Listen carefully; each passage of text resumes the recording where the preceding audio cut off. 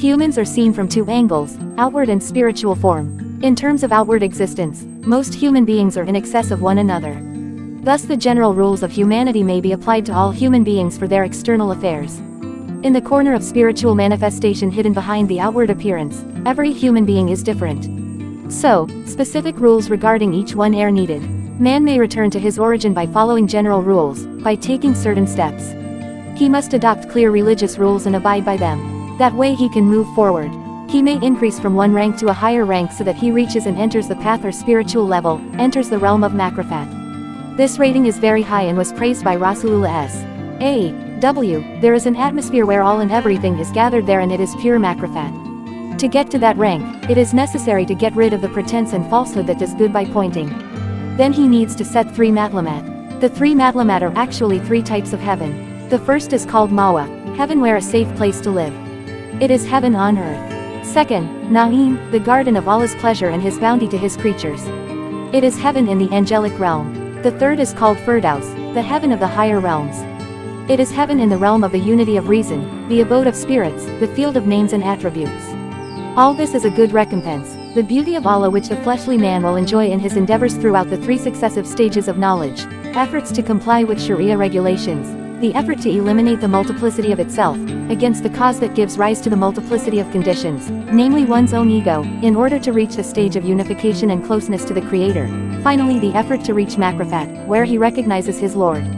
The first rank is called Sharia, the second is Tarakat and the third is Makrafat. Prophet Muhammad S.A.W. summed up these situations with the words of his King S.A.W. There is an atmosphere where all and everything is gathered and it is the wisdom of wisdom, Makrafat.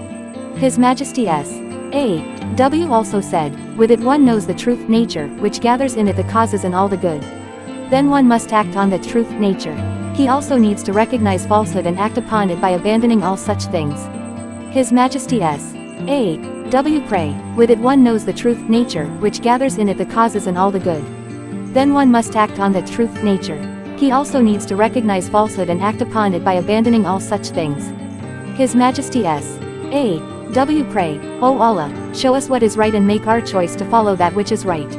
And also show us what is not true and make it easy for us to leave it. One who knows himself and opposes his wrong desires with all his might will come to know his Lord and will become obedient to his will. All of these are general rules concerning the human being. Then there is also the aspect of the spiritual self or human inner self, which is a genuine human being, pure, clean and pure. The purpose of this self is only one, namely overall closeness to Allah S.W.T. Only one way to achieve such an atmosphere, namely knowledge of the truth nature. In the realm of absolute unification, this knowledge is called unity or oneness. Matlamat on the path is to be found in this life. In that atmosphere there is no difference between sleeping and waking, because in sleep the spirit has the opportunity to free itself to return to its origin, the spirit world, and from there it returns to here with news from the unseen world.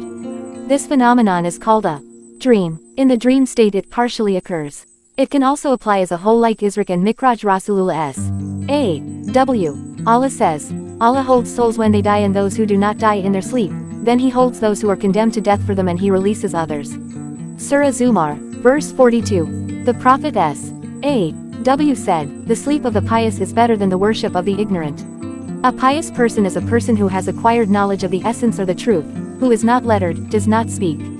Such knowledge is obtained by constantly chanting the name of the oneness of the Holy One with a secret tongue. A pious person is a person whose essence is exchanged for the holy light by the light of oneness. Allah said through his messenger, humans are my secret and I am their secret. Inner knowledge of the nature of spirit is secret to my secrets. I throw it into the hearts of my good servants and no one knows the situation but me. I am as my servant knows one. When he seeks me and remembers me, I am with him. If he seeks me within, I find him with my essence.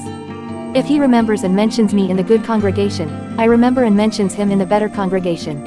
Everything that is said here, if you want to achieve it, requires meditation, a way of gaining knowledge that is rarely used by the masses. The Prophet S.A.W. said, one moment of contemplation is more valuable than 1 year of worship. 1 moment of contemplation is worth more than 70 years of worship. 1 moment of contemplation is worth more than 1,000 years of worship. The value of a practice is hidden in the essence of the truth. The act of contemplation here seems to have a different value. Whoever contemplates a thing and looks for its cause, he will find that each part has its own parts, and he also finds that each one is the cause of various other things. Such meditation is worth a year of worship. Whoever contemplates his devotion and looks for causes and reasons, and he can know such, his contemplation is worth more than 70 years of worship. Whoever contemplates the wisdom of divine wisdom and the field of Makrifat with all his sincerity to know Allah Most High, his reflection is worth more than 1,000 years of worship, because this is true knowledge. Real knowledge is an atmosphere of oneness. The wise man who loves unites with his beloved. From the material realm, flying with spiritual wings rises to the pinnacle of achievement. For worshippers walk in heaven, while wise people fly to a position close to their Lord. Lovers have eyes in their hearts, they stare, while others close the wings they have, are meatless without blood, they fly towards the angel of God who is looking for. This flight takes place in the spiritual realm of the wise. The Arif Billah are honored to be called true human beings, to be lovers of Allah, his close friends, his brides. Bayezid al-Bustami said, "The holders of wisdom are the brides of Allah Most High. Only the owners of loving brides recognize them closely and intimately." Wise people who become close friends of Allah, although very beautiful, are covered by very simple external conditions, like ordinary humans. Allah said through his messenger, "My friends are hidden under my dome. No one recognizes them except me." The dome under which Allah has hidden his intimate friends is their unfamous state, ordinary appearance, simple in every way. When you look at the bride and groom who are covered by the veil of marriage, what can you see except the veil? Yahya bin Mu'ad al-Razi said, "The lovers of Allah are Allah's perfumed water in the world. But only true and honest believers can kiss it. They smell the fragrance and then they follow the smell. The fragrance manifests the longing for God in their hearts. Each in his own way quickens his pace, adding to his effort and obedience. The degree of his longing, his desire and the speed of his journey depend on how light the burden he carries, the extent to which he has let go of his material and worldly self. The more a person undressed this rough world, the more warm he felt his Creator, and the closer to the surface will appear his spiritual self.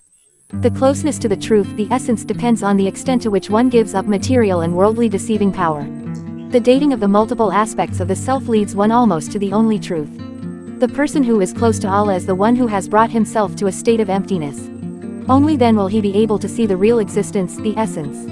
There was no longer any will on him for him to make any choice. There is no longer an I that remains, except for the one and only existence, which is the truth, the essence. Despite the various sacred things that came through him to prove his position, he had nothing to do with them. In its atmosphere there is no disclosure of the secrets, because revealing the secrets of God is kufr. In the book entitled Mursad, it is written, "Everyone whose sacredness passes through them is closed from it and does not care about the situation." For them, the period of sacredness that appears through them is considered the time when women have menstrual bleeding. The saints who are close to Allah need to wander at least 1,000 ranks, the first of which is the door of sacredness.